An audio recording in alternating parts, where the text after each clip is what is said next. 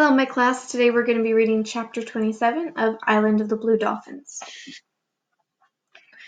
After the fierce storms of winter came many days when the wind did not blow. The air was so heavy that it was hard to breathe, and the sun so hot that the sea was like a sun itself, too bright to look at. The last day of this weather I took the canoe from the cave and paddled around the reef to the sand spit. I did not take Rontu-Aru with me, for while he liked the cold, he did not like heat. It was good that he did not come with me. The day was the hottest of all, and the sea shimmered with red light. Over my eyes I wore shields made of wood with small slits in them to see through. No gulls were flying, the otter lay quiet in the kelp, and the little crabs were deep in their holes. I pulled the canoe up on the beach, which was wet but steaming from the sun. Early every spring I took the canoe to the sand spit and spread fresh pitch on the cracks that needed it. I worked all this morning, stopping from time to time to cool off in the sea. As the sun climbed high, I turned the canoe over and crawled under it and went to sleep in the shade. I had not slept long when I was suddenly awakened by what I thought was thunder, but upon looking out from my shelter, I saw that there were no clouds in the sky. Yet the rumbling sound kept on. It came from a distance, from the south, and, as I listened, grew louder. I jumped to my feet. The first thing that caught my gaze was the gleaming stretch of beach on the southern slope of the sandspit. Never in my life on the island had I seen the tide so low. Rocks and small reefs that I did not know were under the sea stood bare in the blinding light. It was like another place. I had gone to sleep and wakened on another island. The air was suddenly tight around me. There was a faint sound as if some giant animal were sucking the air in and in through its teeth. The rumbling came closer out of an empty sky, filling my ears.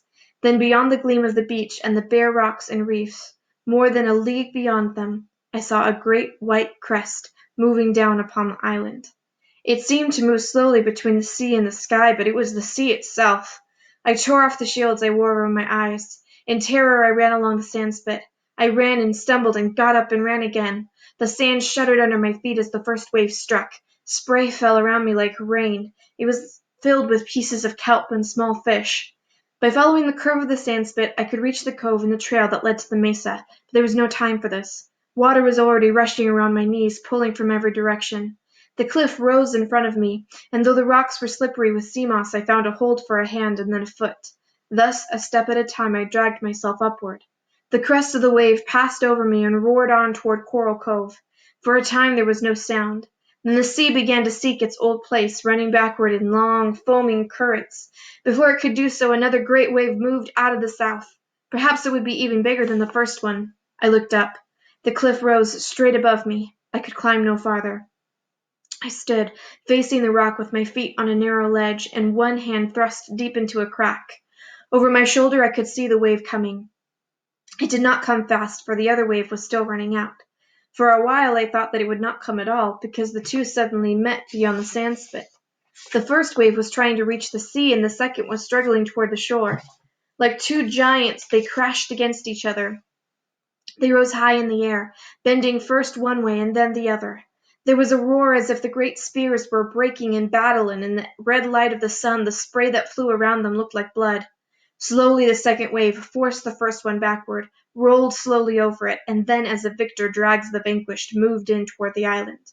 The wave struck the cliff. It sent long tongues streaming at me so that I could neither see nor hear. The tongues of water licked into all the crevices, dragged at my hand and at my bare feet, gripping the ledge.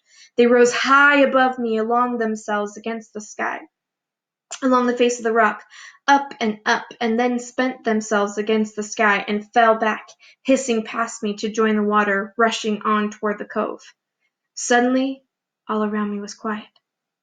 In the quiet, I could hear my heart pounding and knew that my hand still had its hold on the rock and that I was alive. Night came, and though I was afraid to leave the cliff, I knew that I could never stay there until morning, that I would go to sleep and fall. Neither could I find my way home. So I climbed down from the ledge and crouched at the foot of the cliff. Dawn was windless and hot. The sandspit was strewn with hills of kelp. Dead fish and lobsters and pink crabs lay everywhere, and two small whales were stranded against the rock walls of the cove. Far up the trail that led to the mesa I found things from the sea. Rontu-Aru was waiting at the fence. When I crawled under it, he jumped upon me and followed me around, never letting me out of his sight. I was glad to be home on the high headland where the waves had not come. I had been gone only from one sun to the next, yet it was like many suns, like the time I had gone away in the canoe. Most of the day I slept, but I had many dreams, and when I awoke, everything around me was strange. The sea made no sounds on the shore. The gulls were quiet. The earth seemed to be holding its breath as though it were waiting for something terrible to happen. At dusk I was coming back from the spring with a basket of water on my shoulder, walking along the cliff with Rontu-Aru. Everywhere the ocean was smooth and yellow, and it lay against the island as if it were very tired. The gulls were still quiet, perched on their rocky nests. Slowly the earth began to move. It moved away from my feet, and for a moment I seemed to be standing in the air. Water tipped out of the basket and trickled over my face. Then the basket fell to the ground. Not knowing what I did, thinking foolishly that another wave was upon me, I began to run. But it was a wave of earth, and it rippled under me along the cliff. As I ran, another wave overtook me. Looking back, I saw many of them coming out of the south like waves in the sea. The next thing I remember was lying on the ground, and Rontu-Aru was beside me, and we were both trying to get to our feet. Then we were running again toward the headland, toward a house that kept moving off into the distance. The opening under the fence had caved in, and I had to pull the rocks away before we could crawl through. Night came, but the earth still rose and fell like a great animal breathing. I could hear rocks tumbling from the cliff, falling down into the sea. All night, as we lay there in the house, and the earth trembled and rocks fell, yet not the big one in the headland, which would have fallen if those who make the world shake had really been angry with us. In the morning the earth was quiet once more, and a fresh wind that smelled of kelp blew out of the northern sea. And that's the end of chapter 27. We'll read chapter 28 next. Have a great day.